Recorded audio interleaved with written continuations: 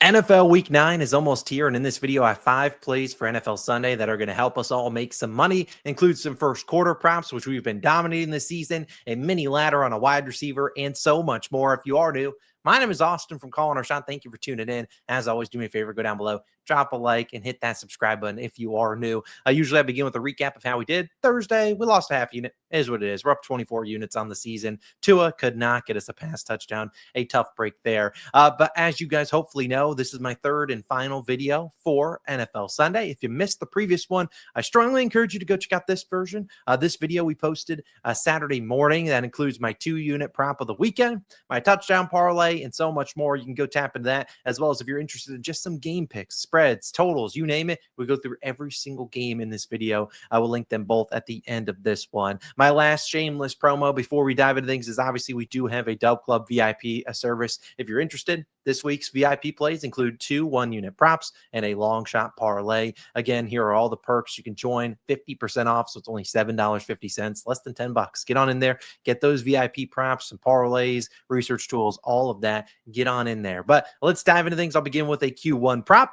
And speaking of Q, let's talk about this Q. Quinton Johnston, QJ. I'm on his quarter-1 receiving yards. Now, the regular line, I'm to be honest, is 1.5. Yeah, that's minus 114 on DraftKings. But I am also taking him for 20+, which is plus 350 on FanDuel. So, again, the regular one's a half unit. The plus 350, we're only throwing a sprinkle on it, 0.1 unit. Not going to go bankrupt with something like that. But I do like Quinton Johnston's upside here, especially in the first quarter. You could say, Austin, go full game. It's 35.5. Yeah, but my opinion, if Quinton Johnston gets going, he gets going early. If he doesn't, he might never get a chance because the Titans are that bad. But as I said, the Titans secondary, normally give myself a 60-second timer. We're just going to roll through these plays. Hope you guys enjoy. Like I said, Quinton Johnston, he's been up and down the season. He started the season first 5 weeks crushing this prop. He had 38, 0, 45, 12, and 11 receiving yards. So he was doing a pretty good job.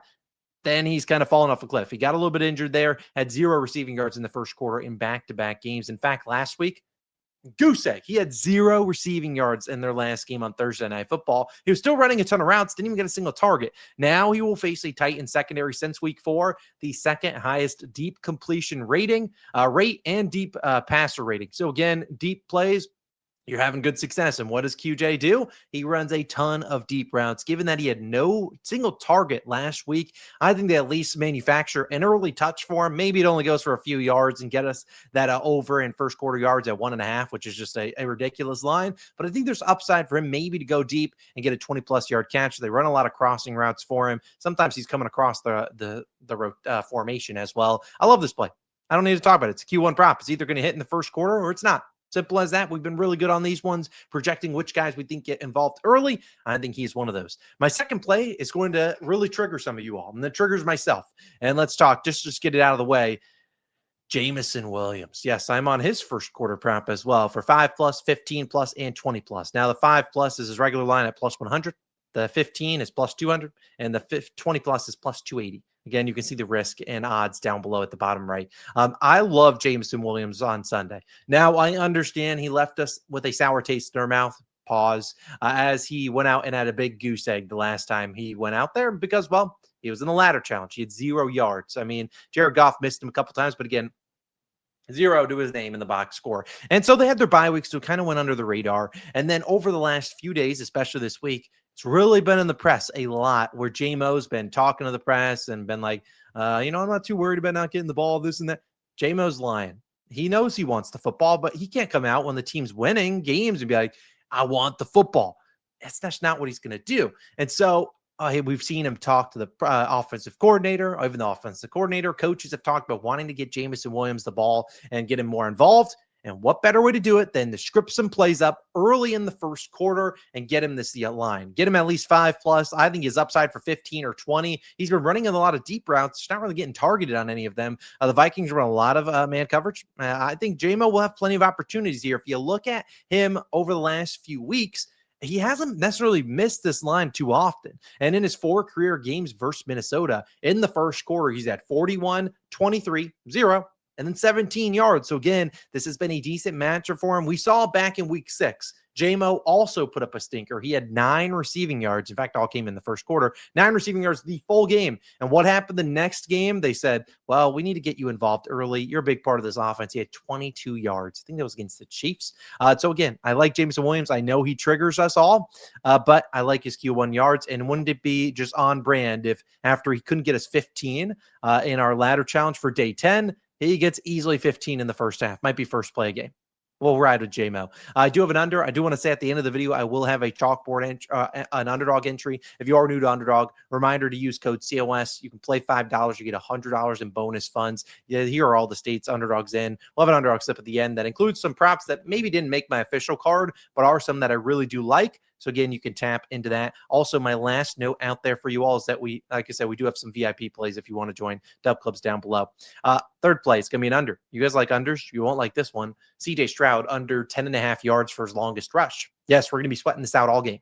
You could take the under in rush yards at like 15.5, but I think the under in longest rush is probably the place I want to be. In case CJ Stroud gets a couple, 3 or 4 7-yard carries, he just can't have one for 11. This is minus 125 on DraftKings, a 1-unit play. CJ Stroud, if you're just a person that looks at hit rates, what have you done for me lately? You'll hate this play because you would look at CJ Stroud and actually see he's over this line at every single game but one. 6 of 7 games he's over.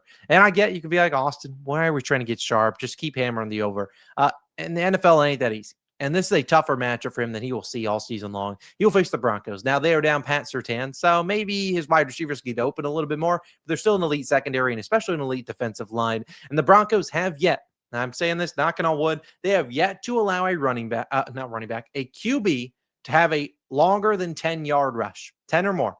And heck, he could get a 10-yard rush here. We just can't afford 11. But as I said, it's not like they faced scrubs that don't even run. They faced Daniel Jones, Justin Herbert, Jalen Hurts, Justin Fields, Jackson Dart. Those are 5 guys that are all fully capable of running for 15-plus yards. CJ Stroud, not known for being a big mobile guy, although he has been showing more with his legs this season. But I think this is a really tough spot for him. I'll fade the longest rush here. This is a Broncos D-line that gets after you. And while, yeah, you can say they're going to get after him and he's going to run away, maybe. But they've been ready for that. And they have been ready for some of the highest scrambling QBs in the NFL. I hate CJ Stroud in this spot. Maybe get some pass yards. I don't even care. Under 10.5 yards for his longest rush. Like I said, if you're on FanDuel, they didn't have his longest rush when I was sending it out, but maybe they do by the time you're watching this. I have no idea. I do like that one a ton. Let's move to a fourth play. A player prop, a mini yards ladder. Let's talk all about this guy in a game that should be pretty fun to watch. DK Metcalf. I took him for 70-plus receiving yards and 90-plus. Now, the 70-plus I took at plus 134 for half unit on DraftKings. The 90-plus I took for plus 293 for a quarter unit. So, again, 0.75 units risk. Let's hope we can go out there and get 90. Now, like I said, this should be an electric game to watch as the Steelers, who have lost, a couple in a row, right, 2? They will face the Indianapolis Colts, who are arguably one of the best teams of football right now. And I think they're going to need DK Metcalf to show up. And here's why. The Colts, we know they're going to be able to put up points. If you've watched the Steelers defense, maybe you're a Steelers fan, you know their defense ain't good. You've watched it. They've been pretty dang bad. And so, in turn, I think Aaron Rodgers is going to have to sling it around. Now, if you're looking at these lines, 70 and 90, Austin, why don't you just take the 58.5? You could. But I like the plus 130 better than a minus 110 for 10 or so more yards. I think if DK gets to 58.5, he probably gets to 70. Now, so far this season, here's been his game log.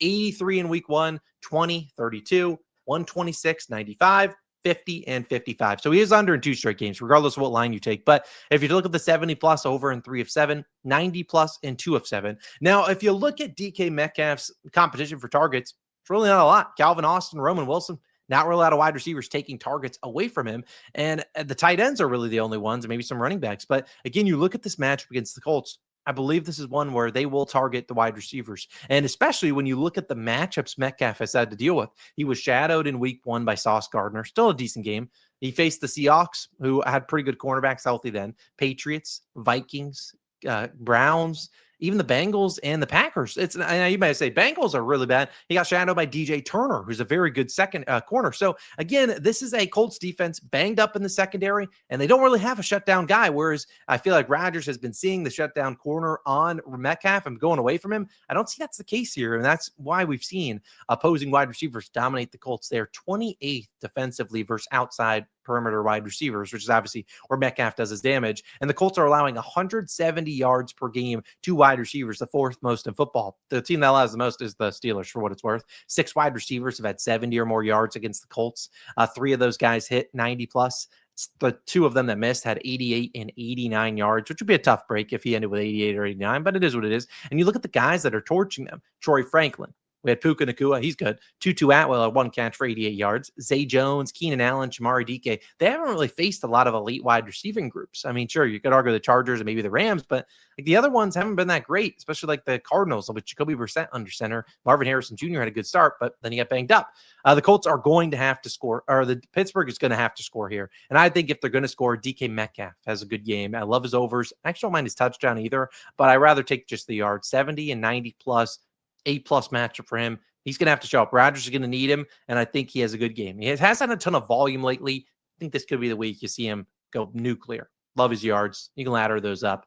Finally, my 5th and final play in this video will actually be my Underdog Fantasy entry. As I've talked about before, Underdog Fantasy, you guys know we love them. If you are new, you should use my code COS or the link down below. You play $5 with that code. You get $100 of bonus funds. They're going to also give you a free pick, whatever that may be. And again, here are all the states that Underdog's available. And if it's in your state in yellow, you should sign up. Now, here's my Underdog slip I'm rolling with. This includes a couple other props that I did take a heavy look at. Maybe I didn't add them to my card, but I do really like. Rico Dowdle, 53.5 rush yards. I actually almost laddered him up to 75 or 100. It is now noted that he should be handling the majority of the work for the Panthers. And even though if they are trailing, they're still going to run the football. That is a team that does not want Bryce Young taking a bunch of hits.